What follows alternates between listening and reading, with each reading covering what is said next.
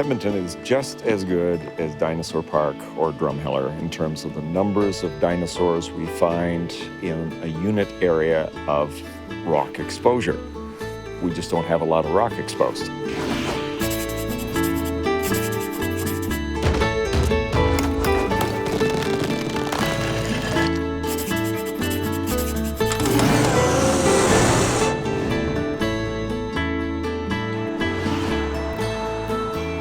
Many years ago when I worked in Edmonton, we always looked for dinosaur bones. And we expected we would find something significant at some point in the city of Edmonton. A man was walking his dog in the southern part of the city, and as he crossed the creek, he saw dinosaur bones, and he realized there were a lot of dinosaur bones. So we, of course, investigated it. His name was Danik Mozdensky, and he had definitely found a partial skeleton of a duck-billed dinosaur. The specimen didn't turn out to be quite what we expected, though. It was a partially articulated skeleton, but the more we dug, the more we found. And soon enough, we realized that this, in fact, was more than one specimen. It was multiple individuals of what looked like Edmontosaurus. Edmontosaurus has also been found in 2 sewer excavations in the city of Edmonton. And one of them was at least 30 meters down below the ground. The other one was probably about 10 meters below the ground. And then a little bit south of Edmonton, they were putting in a water main a few years ago. And as they were digging up a trench for the pipes, essentially, they hit another skeleton of a dinosaur. So the dinosaurs are definitely here. They're just a little more difficult to find. The thing is that there's not that many places in the world where people can be trained to do field work in paleontology. Paleo 400 is a field course we run at the University of Alberta. Try not to walk around too much. Just scrape the mud off the top where you're working. And you'll find that it's pretty dry within a couple of centimeters. So you want to get rid of that mud so things can dry out faster. Come on this way. And be careful on the edge. The Danik Bone Bed is a wonderful place for us to do this because it's very close to the downtown campus of the university. It's very easy for us to teach people how to excavate dinosaurs here because it's a very big quarry. The rock is very, very soft. And the bone, although it's about the same color as the rock, it has a very different appearance on it. I mean, it's got a nice shiny surface and a deeper black. And so very quickly the students learn how to tell the bone from the rock. I'm feeling pretty good about looking for dinosaurs in Edmonton, honestly. You can find a lot of things, a lot of places. Most people just don't think to look for it. You think paleontology, you think walking out into the desert, hiking around in the beautiful hoodoos and through those sandstone monuments. What they don't realize is anywhere you've got rock exposure, soil exposure, you can find things. And people do find things. My wife, Eva, is a paleobotanist, and we decided very early in our relationship that we wanted to work together and travel together. And so, in fact, we've gone all over the world to work on dinosaur quarries, and it made perfect sense that she would co-teach the course. This bone bed is in this black mud. That means there's a lot of organics. It means there are literally millions or billions of fossil spores and pollen in the dinosaur quarry for every bone that we find, essentially. Oh, you found a nice little piece of a leaf. Yeah, deciduous leaf. It's angiosperm flower plant. Yeah, absolutely. It's like a dicot because the veins are branching. Yeah. Do we have any direct evidence of a... From paleontology, you know, from the pollen that we find in the sediments here, we know that there are angiosperms here. Okay. Yeah. Okay, so I guess this is just more direct evidence. Yeah. But it's a nice show and tell piece that we can show other people. All these are evidence of plants. All these thin pieces of organic material. Right now, it's a quarry that extends at least 75 meters, so it's a very large quarry. The dinosaur we find in it mostly is Edmontosaurus. It makes up about 90% of the bones we recover from the site. But we've also found one Albertosaurus skeleton. The second most common dinosaur by far is also Albertosaurus. But that's not skeletal material, that's teeth. Oh, wait. Hello? Whoa. Hello? That's something. Is this something? Yeah, this is something. This seems to be a tooth. Tooth? Yeah, like you Fragmented, but you can still see the impression of the entire thing here. Oh, but we only have like this much left. right now I'm just scraping away a little bit of mud at a time to see if there's any more of this tooth, but it looks like it's just this tiny little shard. So what do we got? What do you got? So here we have 2 fragments of a dinosaur tooth, and we found them just in there. So good news for us is it means we're probably getting close to the bone layer, digging in there. And we can tell they're teeth and not other kinds of bone, mostly because of how shiny they are. And the center is also totally solid, unlike other bone where you have sort of a bubbly inner marrow center. Nice one though. Yeah, yours too. So this is a square, right? Obviously. This is L65. This is M65. And your X coordinate is the alphabet. So A again is out in the creek. As you move away from there, you're increasing. Z is way over there. 65 is 65 meters from the tree that the baseline's attached to. So when you are doing your mapping, you set it up so that your back is to that tree. You're facing this way. X is going this way. Y is going that way. So there wasn't very much in this particular quadrant anyway. But just for comparison, this is IJ. It had either a femur or a tibia in it, some ribs, humerus. If you ask a lot of students here, Fuchs is probably like their personal hero, the one that inspired them to pursue this path. And like he was also one of the inspiration for the Dr. Alan Grant in Jurassic Park. So yeah, he has a major influence in the field. Okay, so I think switch to the smaller tools now.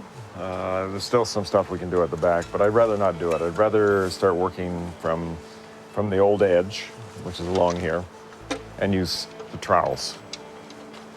Okay? So Bill, are we just working on this side, or are we also getting to this side as well? No, we can do both.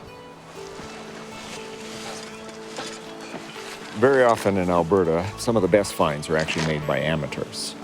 And sometimes it's just by chance. You know, they're not even thinking about dinosaurs. They just end up discovering them because there are so many dinosaurs that are available in the province, and they're always eroding out of the hills anyway. A lot of the amateurs are people who are quite dedicated. They spend their weekends looking for dinosaur bones or dinosaur footprints. Sure hope we can find it again. Yeah. Oh, it'd be cool. I haven't seen it before. I know. And it might be right in front of us. Well, it is. Yeah, look at that. The Owens are some of the more prevalent amateur paleontologists in the Edmonton area. And Tom, I've known for many, many years. He managed to find and finance and help us collect everything when it comes to either dinosaur bones or dinosaur footprints in the Edmonton area. The story also took sort of a unique turn many years ago.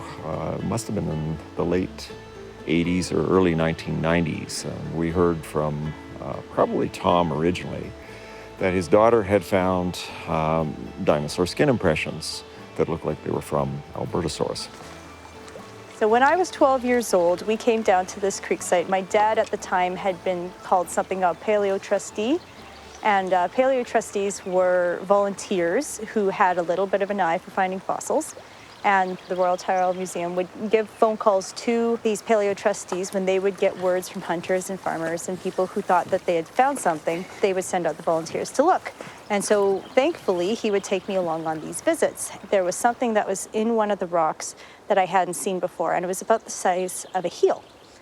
And like a large heel, but a heel nonetheless. And I'm 12 years old, and I thought, oh, well, this looks like it could be a boot. So I'm being a little private investigator, and I touch it, and I realize it's actually in the rock.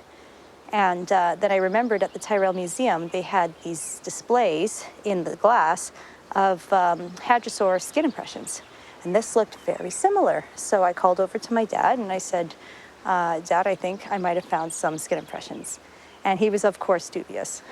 I took a picture of the skin impressions, sent them on to the Tyrrell, And by it was confirmed that these were not only skin impressions, they were skin impressions of an Albertosaurus, and there were only 2 others known in the world at the time that they were found.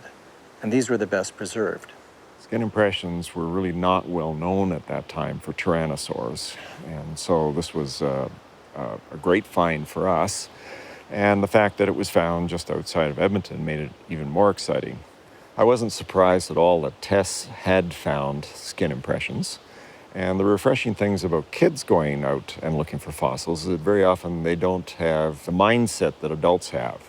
And this is true for professional paleontologists as well. I mean, you go out to an area, you expect to find something, and so you're looking for something. You're looking for dinosaur bones, so you're looking for a certain texture or a certain color or a certain shape, and what you find is dinosaur bones. But right beside it, you may have skin impressions. And very often, somebody who isn't initiated into the thing and prejudiced by this search image that they have that they're going to find dinosaur bones will notice other things like skin impressions. And that's exactly what happened. Willow Creek is an absolutely beautiful area. I'm not going to say exactly where it is because this is an area that does have dinosaur fossils in it, and for that reason we want to keep it kind of a secret until the whole area has been thoroughly explored. Dad, this piece looks like a footprint. I know, I took a good look at that. So the footprints that were found in Willow Creek are a trackway, and they were originally found by a fellow who was out hunting rabbits. And he took a photograph of the trackway with a shotgun shell for scale and sent that photograph to the Royal Tyrrell Museum. They were looked at by the senior technician at the Tyrrell Museum, and he called me at the law firm that I was working at the time and said, "Tom, we've found this trackway. We need a helicopter to get it out. We can't get it out without money. Would your firm be interested in helping sponsor the paying for the helicopter to get them out? And in return for which, I will give your firm a cast of the trackway, which they can, if they like, they can display." So I talked about it with my partners, and since we were moving offices to downtown Edmonton anyway, we thought this would be a really great opportunity to not only help the science, but also get a cast for our front reception area. So we agreed to this, and the helicopter showed up on the appointed date. There was a fair amount of publicity. It was kind of dramatic because the trackway was too heavy for the helicopter.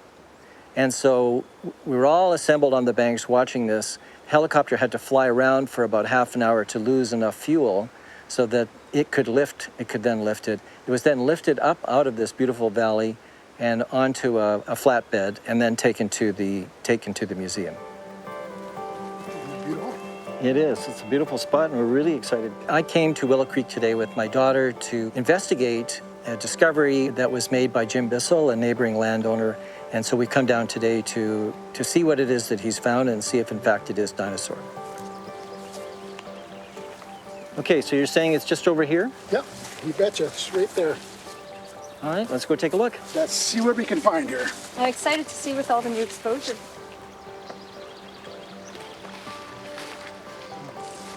Oh yeah. Yeah, so that's a scapula or shoulder blade of a hadrosaur.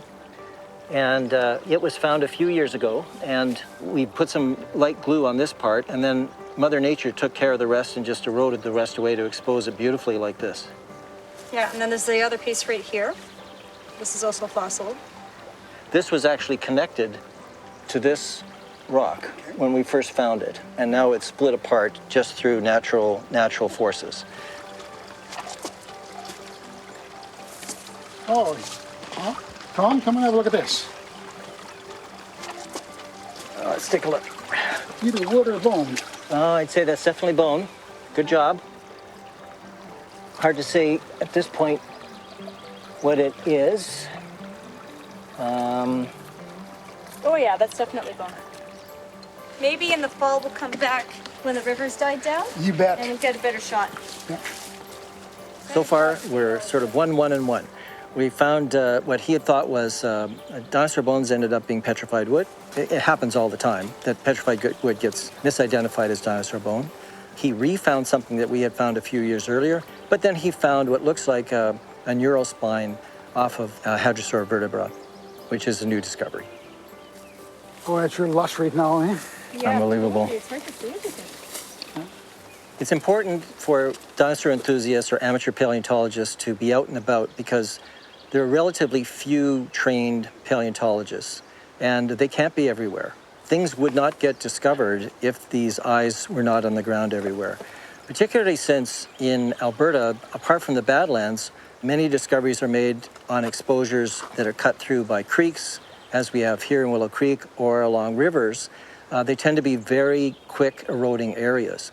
And if they're not discovered, they'll be slumped over or carried away or just lost. And so it's very important to have eyes on the ground. I want to add, though, if somebody does find something, that they not disturb it or move it, that they take a photograph of it, and then, as we did with the skin impression, send the photo in to someone who knows what to look for. As soon as you move the object, then all kinds of information about the object gets lost. And although in Alberta it's legal to surface collect, it's illegal to so much as stick an awl in the ground to take something out without a permit. And no one gets a permit except the paleontologists.